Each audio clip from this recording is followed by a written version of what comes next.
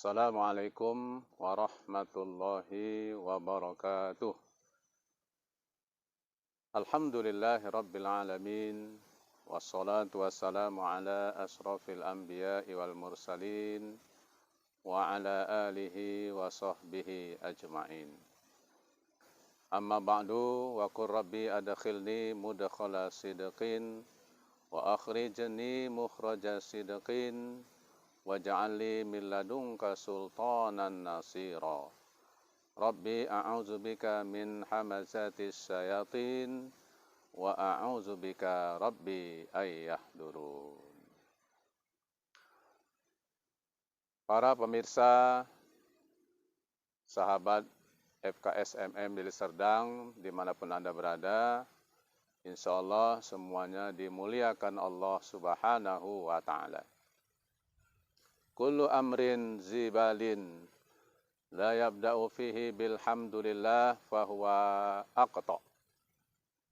Segala urusan yang berkaitan dengan syariat, manakala tidak diawali dengan mengucapkan alhamdulillah, maka kuranglah barokahnya. Karena itu, perbanyak dalam hidup ini mengucapkan hamdalah, alhamdulillahi rabbil alamin. Bersolawat kepada Rasulullah Muhammad sallallahu alaihi wasallam dengan selalu memperbanyak mengucapkan Allahumma salli ala sayyidina Muhammad wa ala ali sayyidina Muhammad. Semoga syafaatnya diberikannya kepada kita di yaumil akhir nanti. Amin amin ya rabbal alamin. Sungguh harum bunga melati tumbuh di tepi perigi. Selamat bersua kembali dalam acara mengaji. Tema kita pada kali ini mengangkat tentang sebab-sebab manusia masuk ke neraka. Menurut Imam Abu Hanifah, ada 3 yang menyebabkan manusia masuk ke neraka. Yang pertama yaitu tarkus syukri minal imani wal islam. Meninggalkan syukur atas iman dan Islam. Iman itu adalah nikmat Allah, sebagaimana Islam juga adalah merupakan nikmat Allah. Segala yang diberikan Allah kepada kita yang ada pada kita sekarang adalah nikmat dari Allah Subhanahu wa Ta'ala. Oleh karena itu, nikmat yang diberikan Allah kepada kita, hendaklah kita selalu mensyukuri apa-apa yang telah Allah berikan kepada kita. La in syakartum la azidannakum wa la in kafartum inna azabi lasyadid. Jika kamu mensyukuri nikmatku, kata Allah, maka nikmat akan ditambah. Tetapi manakala nikmat tidak disyukuri, sebaliknya diingkari nikmat-nikmat. Tuan-tuan dan puan-puan yang dimuliakan Allah Subhanahu wa Ta'ala, dalam hidup ini kita perlu harta, ya.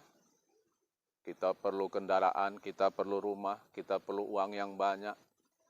Kita perlu segala-galanya di dunia ini untuk menunjang kehidupan kita di dunia ini. Tetapi harta bukanlah segala-galanya dalam hidup. Tapi ada yang lebih penting daripada itu, ialah kesehatan, nikmat sehat.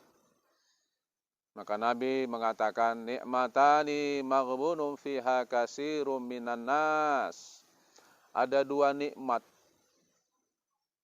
yang Allah berikan kepada manusia, sering dilupakan oleh manusia. Apa nikmat yang sering dilupakan oleh manusia? Yang pertama adalah as-sihah, yaitu nikmat sehat. Badan kita sehat, jasmani kita sehat, kemana-mana kita bisa pergi, ke pajak kita bisa pergi, rekreasi kita bisa pergi, bekerja kita bisa pergi. Tetapi terkadang kita lupa untuk melangkahkan kaki kita, mengayunkan tangan kita untuk pergi kita beribadah kepada Allah Subhanahu wa taala, untuk ke masjid, untuk majelis taklim, untuk tempat-tempat yang sudah pasti kebaikannya di hadapan Allah Subhanahu wa taala. Tapi terkadang kita enggan, padahal kita sehat. Kurang maksimal kita mempergunakan sehat kita ketika Allah memberikan sehat itu di dunia ini. Lebih banyak nikmat sehat kita hambur-hamburkan, kita buang-buang tanpa kita melakukan sesuatu yang diridhoi oleh Allah Subhanahu wa taala. Kemudian nikmat yang selalu dilupakan oleh manusia adalah wal faragh, yaitu nikmat kesempatan. Waktu diberikan Allah, kesempatan sudah diberikan Allah, masa sudah diberikan Allah, tetapi kadang-kadang kita lalai dengan waktu kita. Kita buang percuma dengan waktu kita. Kadang-kadang kita isi juga waktu kita, tetapi sesuatu yang kurang bermanfaat, bahkan sama sekali tidak bermanfaat adanya. Padahal waktu terbatas, masa ada batasnya yang diberikan Allah kepada kita. Karena nikmat bukan kita yang mengatur, waktu bukan kita yang mengatur, sehat bukan kita yang mengatur, tetapi semuanya Allah yang mengatur nikmat-nikmat Allah untuk kita. Maka selagi kita memiliki nikmat, harta, kesehatan, kesempatan, mari kita pergunakan dengan sebaik-baiknya dalam sangka mensyukuri nikmat Allah Subhanahu wa taala. Maka orang-orang yang tidak mensyukuri nikmat iman, nikmat Islam, maka ini salah satu orang-orang yang akan dimasukkan Allah ke dalam neraka. Mirsa yang dimuliakan Allah Subhanahu wa taala, harta perlu, kesehatan juga perlu. Tapi lebih penting daripada harta adalah sehat. Apa gunanya banyak harta kalau kita tidak sehat? Mau makan ini takut kolesterol, mau makan itu takut naik hipertensi, mau makan ini pantang. Maka kesehatan itu lebih penting daripada harta. Kalau kita sehat bisa mengumpulkan harta, tapi kalau kita sakit, harta yang banyak pun akan habis untuk biaya berobat. Mirsa yang dimuliakan Allah Subhanahu wa taala. Kemudian ada lagi yang lebih penting daripada sehat, yaitu hidup. Maka orang pilih hidup, biarlah sakit-sakitan, tapi aku masih hidup. Artinya apa? Kalau kita masih hidup walaupun kita sakit-sakitan, masih ada kesempatan kita untuk memperbaiki diri, untuk bertaubat kepada Allah Subhanahu wa taala. Tapi ada yang lebih penting daripada itu semua. Lebih penting dari harta, lebih penting dari kesehatan, lebih penting daripada hidup, yaitu iman kepada Allah Subhanahu wa taala dalam Islam. Apa gunanya kita hidup 1000 tahun tapi tidak beriman kepada Allah?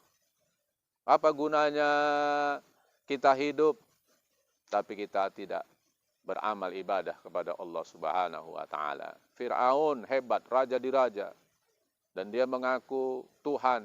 Ana rabbukumul a'la, kata Fir'aun, tetapi tidak ada gunanya karena matinya tidak beriman kepada Allah Subhanahu wa taala. Raja Namrud yang ingin membakar Nabi Ibrahim, marah besar kepada Nabi Ibrahim, matinya mati tidak beriman kepada Allah Subhanahu wa taala. Pangkat ada, harta ada, kekuasaan ada, semuanya ada, tapi tidak beriman kepada Allah Subhanahu wa ta'ala. Tidak ada gunanya kita hidup kalau kita tidak beriman kepada Allah Subhanahu wa ta'ala.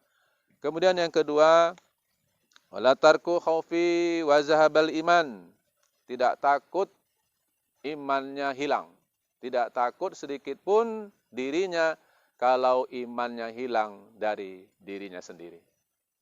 Maka dia tidak menjaga imannya, ngomong sembarangan, perilaku sembarangan, dia minum yang memabukkan, dia berjudi, dia mencuri, dia berkawan dengan orang-orang yang tidak ibadah kepada Allah, dia berkawan dengan orang-orang yang suka berbuat maksiat dan kemungkaran, itu pertanda bahwa dia tidak menjaga imannya di hadapan Allah Subhanahu wa ta'ala.